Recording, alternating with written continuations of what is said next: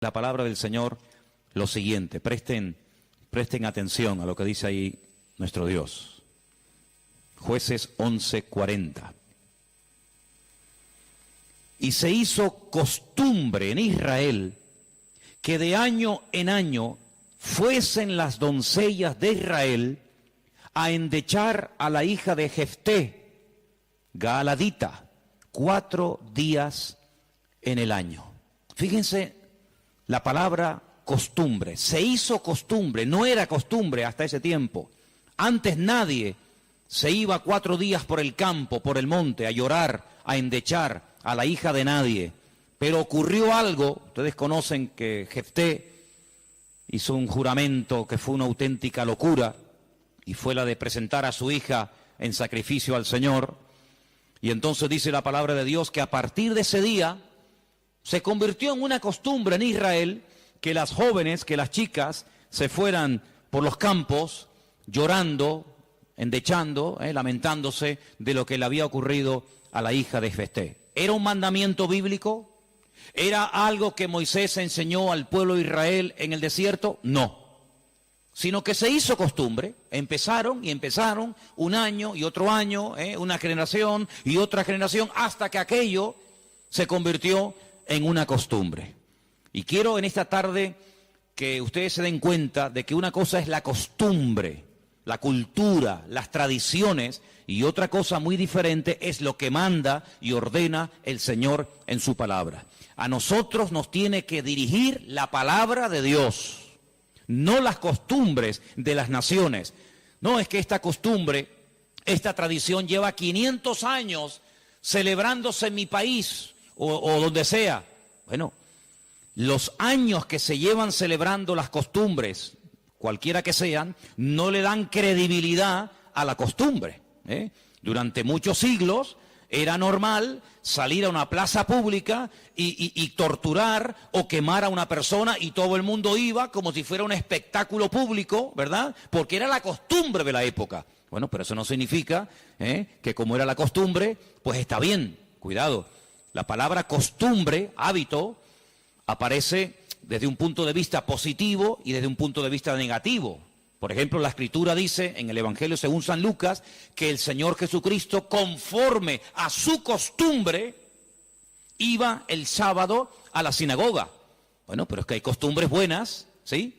Y hay costumbres malas. En este caso era una costumbre que no tiene nada que ver con la palabra, pero como ya la gente lo hacía, pues el otro lo hacía y el otro lo hacía, y yo creo que ya después de años ni la gente sabía realmente el origen de esa costumbre, pero ya como que formaba parte de la cultura de la época. Quédense con ese detalle. Nos vamos al libro de Isaías, capítulo 2.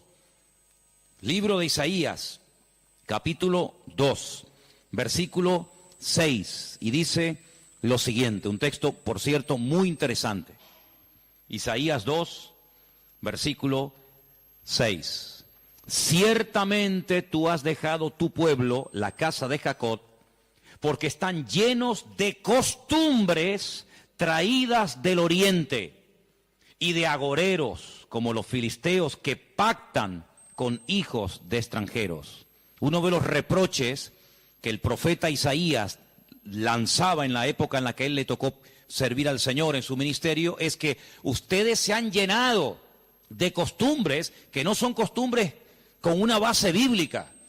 No son costumbres basados en un mandamiento de la Escritura, sino en costumbres, como dice aquí, importadas, traídas de Oriente, que no tienen nada que ver con ustedes. Por ejemplo, aquí en España, país en el que vivimos, pues se ha metido con una fuerza tremenda una fiesta, que era una costumbre de pueblos paganos, dicho sea de paso, que se ha celebrado hace poco, la famosa fiesta de Halloween, y tú estudias la historia de nuestros pueblos, aquí hay hermanos de otros países de Latinoamérica, y Halloween no tiene absolutamente nada que ver con la cultura latina, absolutamente. Halloween no tiene nada que ver ni con Argentina, ni Uruguay, ni Venezuela, ni Cuba, ni España, son costumbres importadas, costumbres que no tienen nada que ver con nuestra cultura, pero a base de repetirlas y practicarlas un año y otro año, como que ya forman parte de una de las muchas fiestas que hay a lo largo del año. Eso precisamente es lo que dice el profeta Isaías en su época. Ustedes han abierto la puerta y se han llenado de costumbres traídas de Oriente, que no tienen nada que ver con ustedes. Y dicho sea de paso, la mayoría de esas costumbres traídas de Oriente eran costumbres paganas, costumbres que no tenían absolutamente nada que ver con la palabra del Señor. Vamos a avanzar. Libro de Jeremías, capítulo 10. Jeremías, el capítulo 10, leemos lo siguiente, versículo 3. Jeremías 10, versículo 3. Miren qué texto tan interesante. Porque las costumbres de los pueblos son, ¿qué dice ahí? Vanidad. Vanidad de vanidades, decía el predicador. Las costumbres de los pueblos son vanidad. Y ahora habla acerca de la idolatría, que era una de las costumbres, no del pueblo de Dios, sino de los pueblos paganos. Ahí la palabra pueblos es la palabra goyín. La palabra goyín significa naciones. Cuando se habla de Israel, se menciona Israel, para que no haya género de duda. Pero cuando se habla de naciones paganas, naciones extranjeras, naciones, digamos, no adoradoras del Dios vivo y verdadero, se les llama goyín, se les llama naciones. Y en este caso dice, las costumbres de esas naciones, de esos pueblos, son todas absolutamente vanidades. Quédense con eso. Vamos a leer un versículo en Ezequiel, profeta Ezequiel, un libro que no sé por qué no se suele leer mucho, pero tiene textos y historias muy interesantes. En el capítulo 11 de Ezequiel, el capítulo 12, dice así: sabréis que yo soy el Señor, porque no habéis andado en mis estatutos, ni habéis obedecido mis decretos, sino que según las costumbres de las naciones que os rodean, habéis hecho. Las costumbres de las naciones que les rodean, esas son las que ustedes están practicando. No los estatutos, ni decretos, ni fiestas, ni celebraciones que nuestro Dios ha ordenado en su palabra, sino que todo lo contrario. Hay momentos, ustedes seguramente han leído esos pasajes, donde los profetas, tratando de convencer, de sacudir al pueblo de Israel, les decían, a ver, vamos a ver, díganme ustedes un pueblo, una nación que haya cambiado sus dioses, que hayan dejado sus idolatrías por nuestro Dios. Ninguno, ninguno. Los egipcios, mira que vieron milagros los egipcios, porque las famosas 10 plagas de Egipto eran milagros, eran demostraciones del poder de Dios, ¿sí o no? Totalmente. Dejaron los egipcios al convencerse de que sus dioses no servían para nada, que hicieron el ridículo. Dejaron los egipcios su idolatría para creer en el Dios de los hebreos, en el Dios de Moisés, ¿sí o no? Para nada. Es más, cuando salen de Egipto, ¿qué hace el faraón? Vamos a perseguirlos, vamos a atraparlos y llevarlos otra vez a Egipto para que sean nuestra mano de obra. No se convirtieron, no se arrepintieron. Y mira que vieron la gloria de Dios, un río lleno de sangre. Bueno, eso es algo tremendo. Cruzaban la calle y allí la gente tenía luz y alegría y vida. Y a este lado, muerte, los animales se morían llenos de úlceras, llenos de llagas, miseria, pobreza, muerte. Oiga, aquí hay una diferencia. Esta gente pinta con sangre de cordero las puertas de la casa y no se muere nadie. Y nosotros, los poderosos egipcios, incluido el faraón, se mueren todos los primogénitos. ¿Te parece poca diferencia? Y así podríamos hablar de otra, ¿verdad? Se convirtieron, dejaron su idolatría por el Dios de Abraham, de Isaac y de Jacob. No. Daniel, en Babilonia, ¿cuántas veces vieron la gloria de Dios a aquella gente? Vieron a Daniel sobrevivir toda una noche y no ser atacado por los leones cuando lo metieron en el foso. ¿Se acuerdan, sí o no? Vieron a aquellos 3 jóvenes que les habían cambiado el nombre, que no se quemaron dentro del horno de fuego. ¿Cambiaron? ¿Recapacitaron? Ninguno. Dice, ¿cómo es posible que ustedes habéis podido comprobar que ninguna nación ha dejado sus dioses, su paganismo, para creer en nuestro Dios, y sin embargo ustedes sí lo han hecho. Dejaron al Dios vivo y verdadero para adorar a Moloc, a Milcón, a Astaroth, a Acera, a Baal. ¿Cómo puede ser eso? Pues eso fue lo que pasó. Ellos cambiaron al Dios verdadero por aquellos dioses, y dice el profeta Ezequiel en este pasaje: todo eso que habéis hecho son las costumbres de las naciones que les rodean, pero ustedes, en vez de influenciarles a ellos, que ellos se conviertan a ustedes, ha pasado todo lo contrario. Ustedes se han terminado convirtiendo a ellos. Han adoptado su forma de vivir, su forma de adorar, su forma de cantar, su forma de comportarse. Y esto es algo realmente increíble, porque esto no ha pasado nunca, nunca en la historia de la humanidad. Una nación ha dejado el paganismo, ha renunciado 100% a toda esa mentira y ha abrazado la fe única y verdadera. Sin embargo, ustedes tenían al verdadero y lo han abandonado. Otros profetas utilizaban el término han adulterado, han sido infieles a vuestro Dios. ¿Para adorar a quién? Al Dios de las moscas, al Dios de los excrementos, como hay por ahí un Dios también en la Biblia que se llama el Dios de los excrementos, para adorar a las criaturas en vez de adorar al Creador. Increíble, increíble. Entonces, los profetas que hemos leído, Jeremías, Isaías, Ezequiel y también en el libro de Jueces, dicen que todo eso, esas costumbres, son todas vanidades. Y entonces nosotros, como creyentes, que hemos, como dice la Biblia, pasado de muerte a vida, cuando nos convertimos al Señor, cuando salimos de donde hemos salido cada uno, pues tenemos, con el paso del tiempo, que no solamente decirle al Señor: Dios mío, gracias por haberme salvado, gracias por haberme perdonado los pecados, sino que quiero también pedirte, quiero que me ilumines, porque a lo mejor de mi antigua vida, cuando yo no te conocía, cuando andaba en la ignorancia, cuando estaba en la idolatría, en las costumbres que practiqué yo y mi familia durante toda la vida, Señor, quiero que tú me ilumines, por si acaso todavía puede ser que en mi vida, en mi familia, en mi forma de hablar, de pensar, de vestirme, etcétera, etcétera, todavía quedar algo que no está bien, pero que como lo hace todo el mundo, pues no parece que sea tan malo. Porque si os dais cuenta, hermanos, hay cosas que se hacen hoy en día que están mal, pero sin embargo, como las hace todo el mundo, no se ven mal. Por ejemplo, a mí una de las cosas que me llama la atención cuando voy a lo mejor a algún supermercado es que de un tiempo a esta parte, en la parte donde está todo lo que es los puros y los cigarrillos y todo esto, es increíble. ¿Os habéis dado cuenta lo que ponen como advertencia en las cajas de cigarrillos? El cigarrillo mata, el cigarrillo produce enfermedades pulmonares, cáncer y esto y lo otro.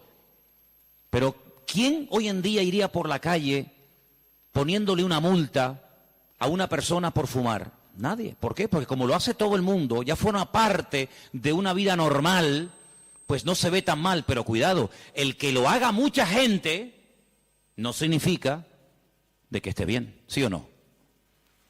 Entonces puede ser que a lo mejor algunos de ustedes en algún momento se ha sentido, perdonen la expresión, como un bicho raro en su puesto de trabajo, con los amigos, con la familia, con los vecinos, ¿sí o no? Porque resulta que todo el mundo ve bien, pues ciertas y determinadas cosas que cuando vamos al manual, cuando vamos a la palabra de Dios, resulta que no solamente están mal, sino que incluso son pecado y abominación ante los ojos de Dios. Vaya usted a una manifestación de miles y miles y miles de personas a favor del aborto y párese en esa marcha y diga que el aborto es un crimen, que es un asesinato y que eso es una abominación delante de Dios. ¿Lo matan? ¿Sí o no? ¿Lo matan? Párese usted en una manifestación donde están llevando a una virgen, a un patrón, a un santo y diga: ¿pero qué estáis haciendo?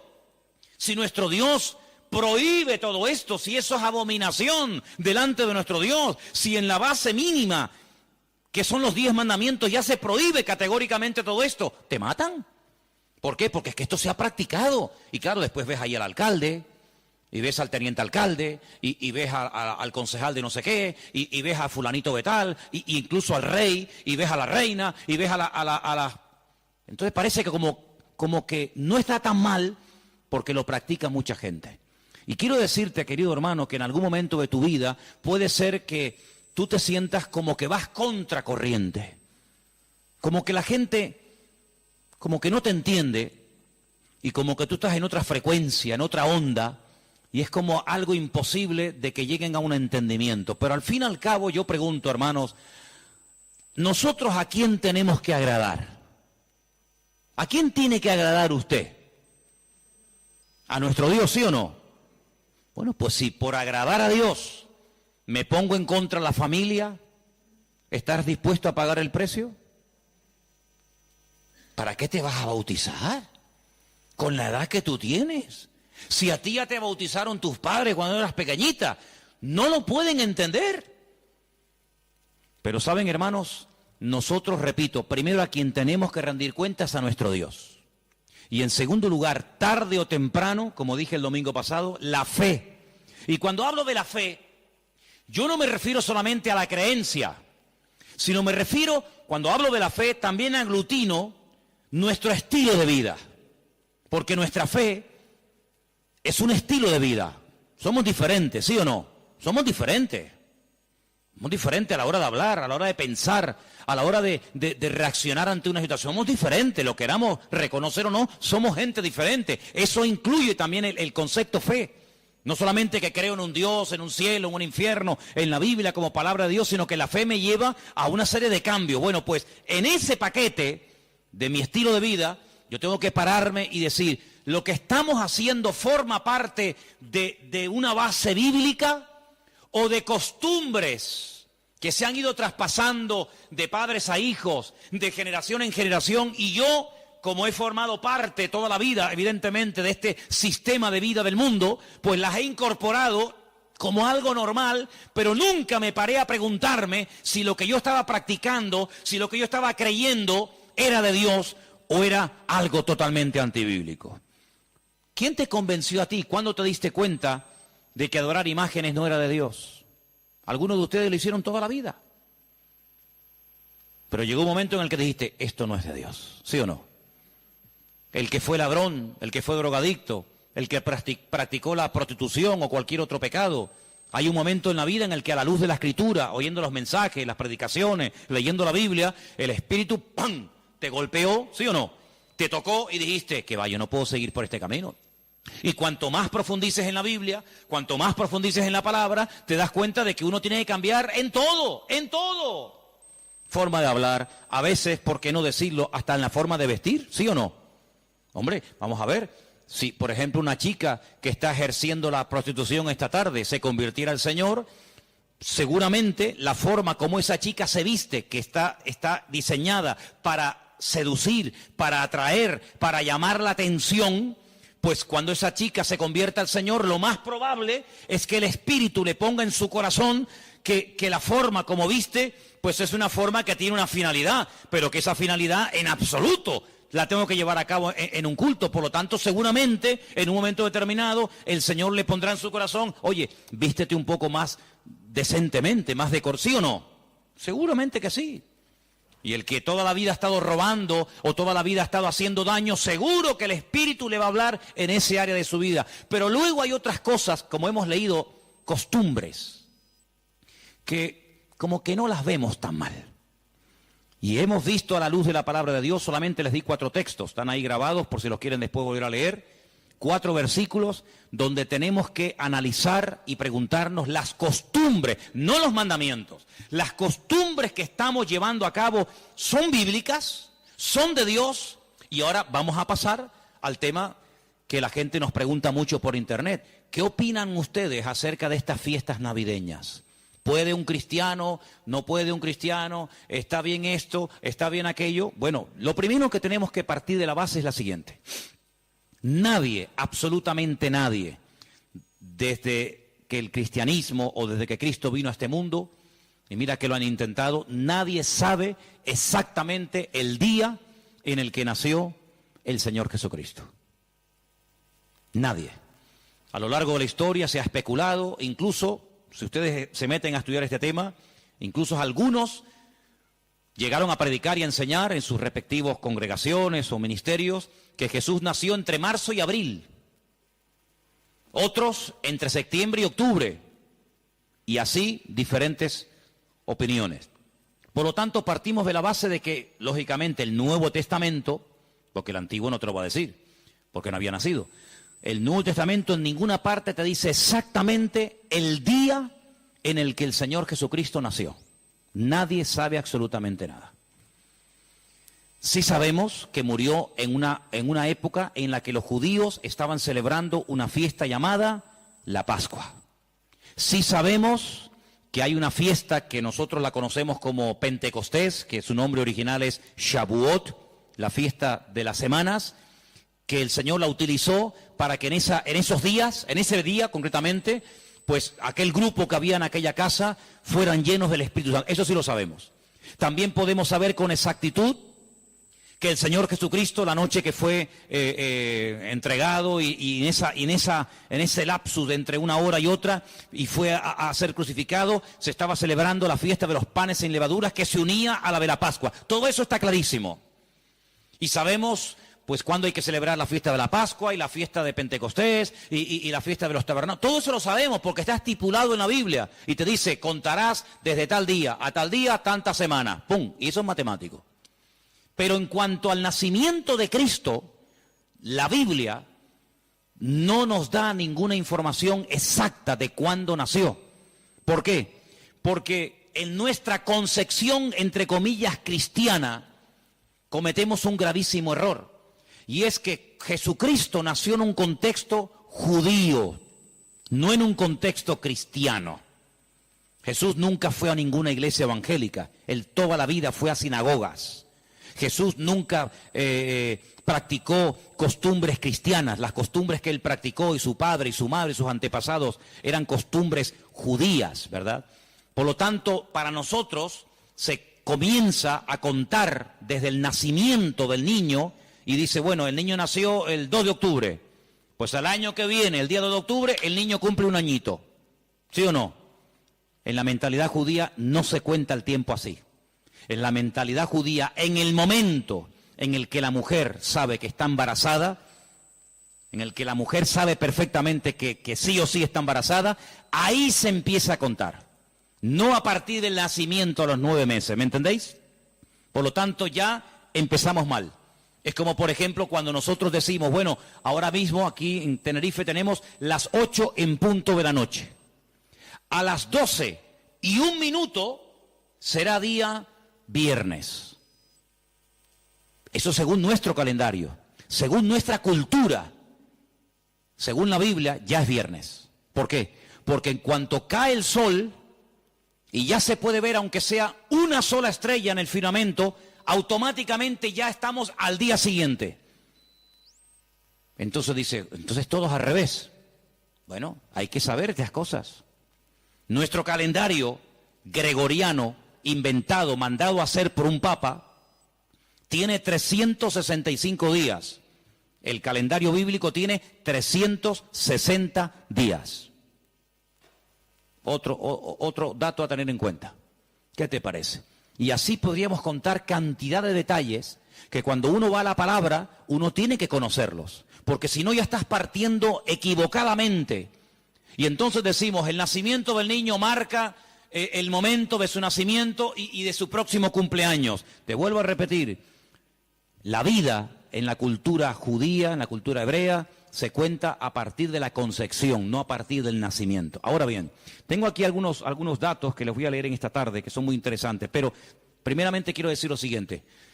No sabemos la fecha exacta del nacimiento de Cristo. No hay ni un solo ejemplo, ni uno solo. Si alguien sabe de alguno, por favor que lo diga ahora, o calle para siempre. No hay ni un solo ejemplo en el Nuevo Testamento de nadie que haya practicado el nacimiento de Cristo, que haya celebrado, mejor dicho, el nacimiento de Jesús.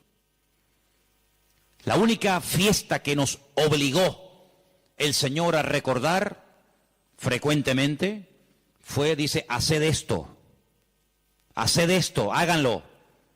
en memoria de mí. Y cada vez que comáis este pan y cada vez que bebáis de esta copa, mi muerte estáis anunciando hasta que yo vuelva. Es una orden. Yo sé que hay movimientos cristianos o evangélicos que no practican esto de tomar pan y vino asiduamente, porque dicen que es algo simbólico. Bueno, yo solamente lo digo con todo mi respeto, no saben lo que se pierden. Y es una interpretación incorrecta. Yo creo que es bíblico y estamos todos de acuerdo, ¿sí o no? Que hay que partir del pan y el vino. Hombre, hay iglesias que lo hacen todos los domingos. Elena, por ejemplo, se crió en una iglesia que todos los domingos, sí o sí, todos los domingos a la mañana, se llama culto de comunión. Por eso, porque se da la comunión. Hay iglesias que lo hacen una vez al mes, otras iglesias una vez al año, etcétera, etcétera. Pero que hay que hacerlo, hay que hacerlo. Pero Jesús nunca dijo, los discípulos nunca dijeron, Pablo nunca escribió, Pedro nunca escribió, Santiago nunca escribió, ningún discípulo escribió, y también tenéis que recordar todos los años el nacimiento del Mesías. No. Mira, recordamos cuando partió el pan y el vino e inauguró el nuevo pacto. Recordamos su muerte, claro. Recordamos su resurrección. Recordamos la venida del Espíritu Santo en el día de Pentecostés. Recordamos un montón de cosas, pero bíblicamente no te puedo demostrar, no lo puedo hacer. Te estaría mintiendo. No te puedo demostrar bíblicamente que los primeros cristianos celebraban el nacimiento de Cristo. No lo hacían. Ni siquiera es un mandamiento de la Biblia el celebrar dicha fiesta. Entonces te estoy dando información para que lo sepas. La fecha exacta del nacimiento de Cristo no se encuentra registrada en el Nuevo Testamento. Ahora, el famoso día 25 de diciembre ha sido un día que en el mundo pagano, en el mundo greco-romano, ustedes saben que estaban los babilónicos, luego vinieron los medos persas, a continuación los griegos y después los romanos. El Antiguo Testamento, lo que llamamos vulgarmente Antiguo Testamento, termina con el imperio medo-persa. Pero cuando empezamos a leer el Nuevo Testamento, nos encontramos a los romanos. Y tú dices, ¿pero y los griegos? ¿Ves? La Biblia no te da información sobre los griegos. Pero entre el Antiguo y el Nuevo Testamento, que hay 400 años de silencio, ¿sabían eso, no? Nuestro Antiguo Testamento, ¿cuál es el último libro del Antiguo Testamento según nuestra Biblia? Malaquías. Pero cuando tú vas a una Biblia hebrea, tú te das cuenta que el último libro del Antiguo Testamento no es Malaquías, es Segunda de Crónicas. Da igual, el orden no altera los factores, ¿no? Sea uno, sea otro, son exactamente lo mismo, aunque el orden es diferente. Pero cuando se termina de escribir, cuando el último profeta del Antiguo Testamento terminó su mensaje, supongamos que fuera Malaquías, hasta que encontramos al siguiente profeta predicando. ¿Y quién fue el siguiente profeta entre el Antiguo y el Nuevo predicando? ¿Quién fue? Juan el Bautista. Hay 400 años de silencio. No hubieron profeta entre Malaquías y Juan el Bautista. ¿Y cómo se guiaba la gente? Por la palabra. Ahí estaba todo escrito, todo comprimido, todo condensado, y fue un tiempo de silencio, de palabra profética, pero la palabra ya estaba escrita. Luego la gente querían palabra, vayan a la palabra, valga la redundancia. Vayan a la escritura y ahí encuentran todo. Bien. Entonces cuando vamos a estudiar la palabra de Dios, nos encontramos que ese imperio que no aparece en el Antiguo Testamento, que son los griegos, que aparece en esos famosos libros que yo he recomendado muchas veces que lean, Primera y Segunda de Macabeos, que son la familia de los Macab, que significa martillo en hebreo. Los macabeos son los que martillaban, los que machacaban. Y en estos días en Israel se está celebrando una fiesta que no tiene una base, vamos a decir, bíblica, sino es un mandamiento bíblico el cumplirla, vaya, pero que es una fiesta que en estos días ya se está celebrando, y les voy a demostrar que Cristo la celebraba, aunque no era mandamiento, Él la celebraba, y es una fiesta que se llama la fiesta de Hanukkah. Y por eso ustedes cuando van a Israel van a encontrar que hay dos modelos de candelabro diferente. Está el famoso menorá, que tiene 7 brazos, y después se encuentran la Hanukkía. Menorá es el de 7, Hanukkía es el de 9. Y tú dices, ¿qué diferencia hay entre uno de 7 y uno de 9? Bueno, te lo voy a decir. El candelabro de 7, la menorá, era el que se utilizaba primeramente en el tabernáculo y después en el templo, pues para iluminar. No había luz eléctrica, no había un interruptor y se encendía la luz, sino que se ponía aceite, ¿verdad? Se iluminaba para que el sacerdote pudiera moverse y pudiera ministrar en el templo, ¿verdad? Ya dimos en su día una explicación de que el primer versículo, quédense con este dato, el primer versículo de los primeros 5 libros de la Biblia, Génesis 1.1, Éxodo 1.1, Números 1.1, Levítico 1.1 y Deuteronomio 1.1, nos explican todo lo que tiene el menorá. ¿Cuántas palabras tiene en hebreo el primer versículo de Génesis? 7 brazos. Otra característica de la menorá la encontramos en Éxodo 1.1 y así sucesivamente, pero no voy a entrar en detalles acerca de eso. Pero en la época de los seleucidas, en la época de los griegos, déjeme que les cuente algo de historia, que es bueno saberlo. Cuando Alejandro Magno muere, dicen que era homosexual, no dejó descendencia. Es el único imperio que pervive después de la muerte del emperador, pero no en sus hijos, sino en sus generales. Por eso Daniel, cuando está en Babilonia, dice que él vio a un leopardo con 4 cabezas. Y las 4 cabezas son los 4 generales que cuando Alejandro Magno muere, se reparten en 4 pedazos el mundo que había conquistado Alejandro Magno, ¿verdad? Uno de los trozos que se reparte tenía que ver con Israel. Y allí estaba el famoso Antíoco Epifanes, que era terrible, terrible. Ese fue el que se atrevió a meter a un cerdo dentro del lugar santísimo y sacrificarlo y de esa manera, humillar y avergonzar a Dios y en fin, tantas cosas, ¿no? Esa es la famosa abominación desoladora, la profanación del lugar santísimo. En esa época de los griegos había una familia compuesta por una serie de hermanos que se propusieron restaurar la vida política y espiritual de Israel. Los griegos dominaban, el templo lo habían convertido en un gimnasio, habían impedido los sacrificios y aquello era un desastre. Esta familia se levanta, primero un hijo, después el otro hermano, todos murieron como mártires, es una historia tremenda. Y estos macabeos, que no se llamaban macabeos, sino una especie de apodo, los que martillaban, los que golpeaban, pelearon militarmente, cuerpo a cuerpo con los griegos y los derrotaron, los vencieron, los echaron de Israel y restauraron el culto en el templo. Pero resulta que el aceite que se utilizaba para las lámparas del candelabro, en este caso de la menorá, no llegaba, porque lleva un proceso y se tarda un tiempo en elaborar ese aceite específico para la menorá.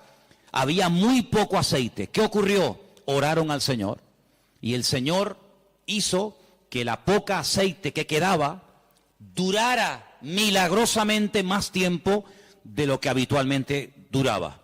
A partir de ese momento, para recordar el milagro de que el Señor permitió que el aceite durara más tiempo de lo habitual, se comenzó a celebrar la fiesta de la Hanukkah, la fiesta de las luces, la reinauguración del templo. Entonces, en esta época del año, para recordar ese milagro, se enciende con la vela del centro, cada día una vela diferente, hasta llegar a 9 velas, porque ese fue el tiempo que duró el aceite. Y eso es lo que significa la fiesta de Hanukkah. Ahora ustedes pueden ver, dice, y Jesús subió al templo a la fiesta de la dedicación del templo. Y tú dices, ¿qué fiesta es esa? Porque ahí no dice Pascua, ahí no dice Pentecostés, ahí no dice Tabernáculo, dice a la fiesta de la dedicación del templo. Pero si el templo ya estaba inaugurado cuando Cristo vivía. Pero era la fiesta en la que se recordaba la reinauguración del templo cuando los macabeos derrotaron a los seleucidas, a los griegos, y entonces esa era la fiesta de Hanukkah que Cristo la celebraba, Juan capítulo 10. Entonces Cristo, que sabía la historia de esa fiesta, dice, yo soy la luz del mundo. Y la gente sabía lo que estaba diciendo. porque así como aceite, esta luz se enciende, yo soy ahora la luz del mundo. Y posteriormente a sus discípulos le dice, y ahora también vosotros sois la luz del mundo. Y todo está basado en algo que pasó en aquel tiempo. Entonces, cuando vamos al Nuevo Testamento, nos encontramos que nos dice la Biblia quién gobernaba en el Imperio Romano en el tiempo del nacimiento de Cristo. Pero cuando se hace el calendario gregoriano o cristiano, vaya, el que tenemos ahora mismo nosotros, se cometió una gravísima equivocación. Algunos calculan que del verdadero calendario bíblico al que usamos actualmente puede haber una diferencia entre 4 y 6 años. Es decir, que en vez de estar ahora en el 2015, estaríamos ahora 4 años o 6 años más de lo que estamos.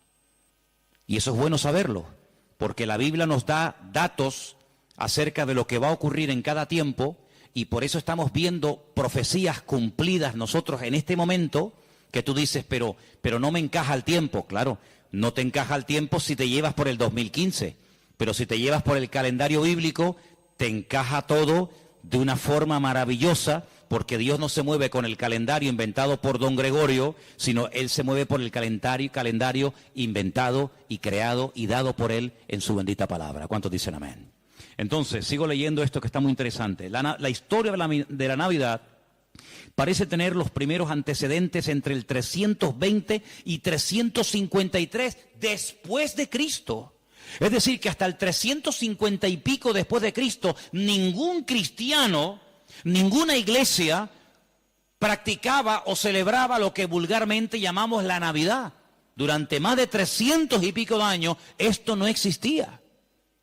¿Qué te parece? Yo dije un día que si ustedes quieren ver la transformación terrible que experimentó el cristianismo, tienen que leer detenidamente lo que pasó en el Concilio de Nicea. Ahí en Google, se meten, Concilio de Nicea, estudien, lean lo que allí pasó. El cristianismo del 300 para atrás era diferente al cristianismo que se vive hoy en día del 300 y pico hasta nosotros. Todo cambió, hermanos, todo.